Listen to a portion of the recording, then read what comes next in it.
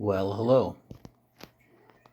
This is another update of my 40-gallon mixed reef tank.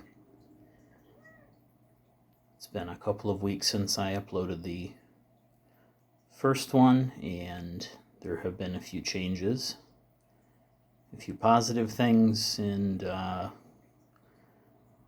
some not so positive things.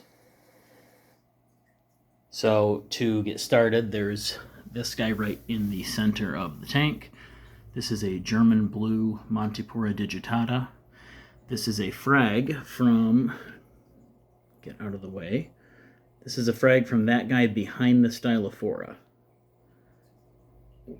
So the problem I was having is this branch right here was growing right over the top of one of the Stylophora branches, close enough that they began touching probably yesterday. It turns out Stylophora is more powerful than a Montipora, and it definitely caused some dieback on the underside of that branch, but not enough to cause any serious harm.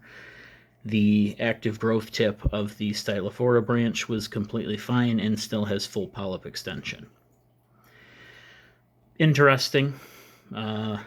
Wasn't hard to frag, just get in there with some bone cutters and clip it out of there, making sure to hold on to the piece you're fragging with your other hand, because otherwise it would have fallen and gotten tangled right into the much more powerful coral. It's interesting when you can see examples of coral aggression firsthand. Sometimes they are quite devastating very fast. So ultimately that is a positive thing, because now I have a frag that I produced rather than purchased, so that's always cool. Other updates, I have put a new rock structure in here. I did not like that some of these candy canes, colostria, were in the sand bed. I wanted to get them up out of the sand bed and didn't really have a great place to do that. I have hopes one day to have more SPS on the large rock in the back, so I didn't want to clog that up with all this stuff. This is a composite rock that is still going through bacterial colonization, so it has a film of algae that is producing bubbles that will eventually go away. A lot of new rocks will do that. Not too concerned about that, and the corals that are on there are fine. It is a composite rock in that it is multiple types of rock and some dead coral pieces that I had, and I glued together with reef cement. I don't remember what exactly it's called. It's Nios reef cement. Pretty potent stuff. Easy to work with for the most part. You just mix powder and water in your hand, and it kicks very quickly, though, once it does. The hardening of plaster or concrete or any form of cement is known as kicking. It is an exothermic reaction, so it will warm up in your hand hotter than what your hand's temperature is. Not that it would burn you, but you'll notice. It will set underwater as a result. Cement does not dry, cement kicks. Any excess moisture just compromises the surface of the cement. That's neither here nor there. Point is, the stuff's very powerful. If you glue a frag somewhere you don't want with it, you're not getting it off without breaking it. So, good for holding rocks together. I do recommend it. It is fun to use.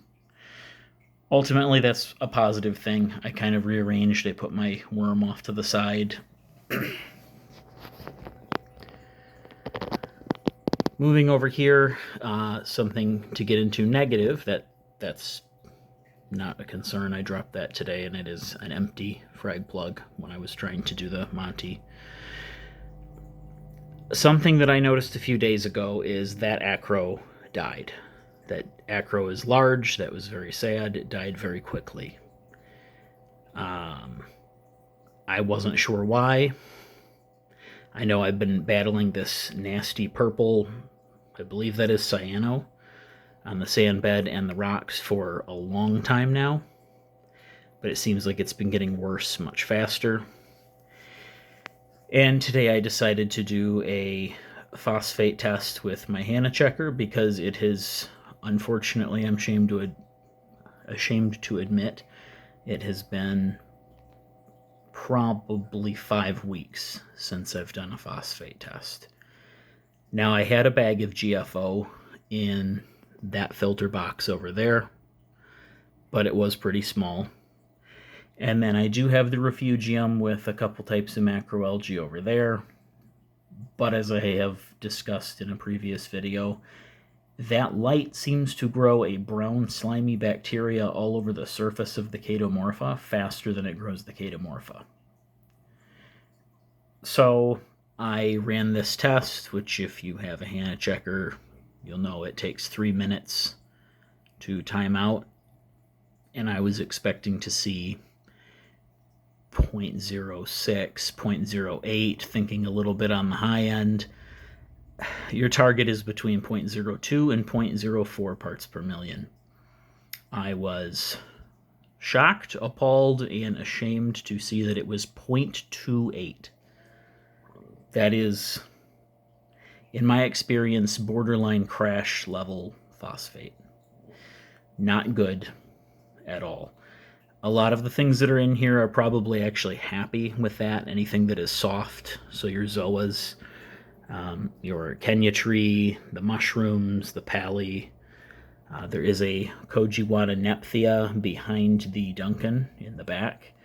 Those things are all probably very happy, and this weed of pulsing xenia in the middle, I realize this is all very blued out. All of that would thrive with a very high nutrient load like that. I should have been testing more frequently. It's a very, very easy thing to forget to do. Luckily, I caught it in time. I have been doing water changes almost every week. I would say probably every 10 to 12 days. When I do, it's only a 5-gallon bucket, though. So out of a 40-gallon tank, and of course a 5-gallon bucket doesn't really hold 5 gallons anymore, and it's not filled to the brim, you're doing a very small percentage of the water change. So I really ought to be doing that more frequently. That alone will not get your phosphates under control. So the question is, first of all, how did we get here? The answer most likely is overfeeding. I feed the fish every day to 2 days. I wouldn't say that I feed the fish excessively. They'll eat everything I put in there within probably 20 seconds. They're always starving. They're always hungry. That's kind of how you want your fish to be.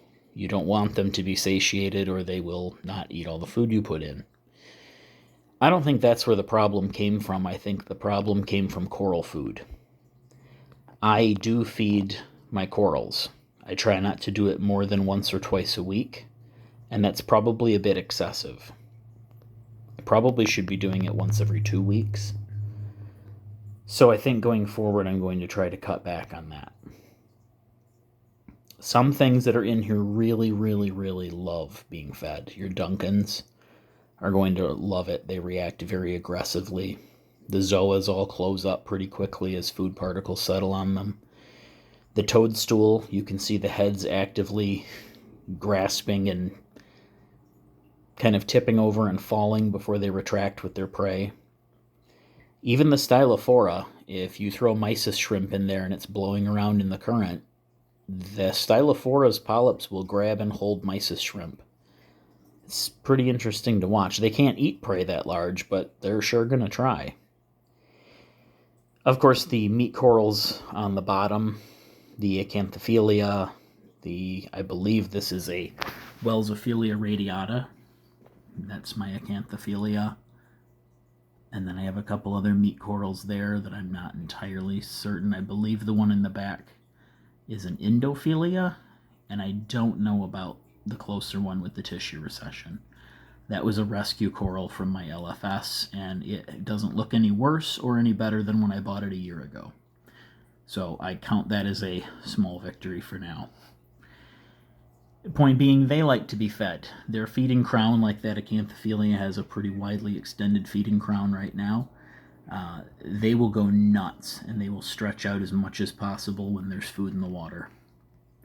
I did witness, and I did not film it, it was hard to see anyway, but I did witness multiple mouths on this thing excreting the other day. Corals do poop, and they poop out their mouth, which is gross. But very interesting to see little puffs of dust coming up out of multiple little mouth openings. Your clams also are going to love to eat. I have 3 clams, so they all appreciate whenever there's food in the water. But, like I said, I think I really need to cut back. That's my fault, and it's an easy thing to forget. So, going forward, more testing, less feeding. Now to look at the more immediate, what are we going to do about this? Because you can't let it go like this. I've been wondering why my hammer corals, especially the purple one under the Royal Grama in the back, why the hammer corals and the frog spawn, and there's another hammer that was knocked down recently by hermit crabs, and another one that I moved over there so it didn't sting anybody. Those are all retracted. They should be more than twice as full as they are. So I knew something was wrong. They're clearly stressed out. Now, the torch in the back, that's a flashlight crostata torch. That's not struggling. That's actually happier than it usually is. So apparently he likes a little bit higher phosphate. Wouldn't have expected that, but that seems to be the case. So that kind of indicated that something was not right as well. So what I'm doing about it is I had a large media bag laying around. I took out the old GFO and dumped it because it's clearly not doing its job. And I had a bottle of, I want to say it's called Sea Gel, Seachem Sea Gel. I believe it is aluminum oxide, and rather than granular ferric oxide, because it is white beads. It also has matrix carbon, which is Seachem's version of pelletized carbon. It is supposed to rapidly remove silicates and phosphates, as well as all the things that carbon removes. It was a 250 milliliter bottle, and the recommended dosage was 250 milliliters for a 40 to 60 gallon aquarium. So I dumped the whole thing in and put that in the media box up there. I plan on testing tomorrow after work and see if the numbers have come down a little. I would not expect them to drop very rapidly, and you really don't want them to drop very rapidly. If we went from 0.28 to 0.06 overnight, that would be very bad. I don't expect that to happen. I am expecting to look at it tomorrow and see maybe 0.22, maybe 0.24. But if I test each day for the next couple of days, I can at least establish a trend and see where things go. I also looked into the refugium filter over here and found that, just as I had suspected, the Chaetomorpha was once again covered in brown slime. That seems to be happening pretty quickly, so I rinsed that out, put it back in. We'll see how that goes. I thoroughly cleaned that filter box probably a month ago, so not great. One other positive thing for this update is I seem to have gotten the... Oh, my cat wants to be part of this, apparently. The skimmer is apparently working a little bit better now. I had mentioned in my equipment overview that it has been a challenge to dial in to where I can run it for any length of time. I have been running it multiple times a day for anywhere from 10 to 20 minutes at a time before it starts to foam up too much that it's overflowing. And Cassie is going to be part of this apparently. Thank you very much for your input. So, when I started with my first update video, I had said that it's important to me to show failures as well as successes. So, this is something that I'm not proud of, but it's something that I'm going to try to learn from.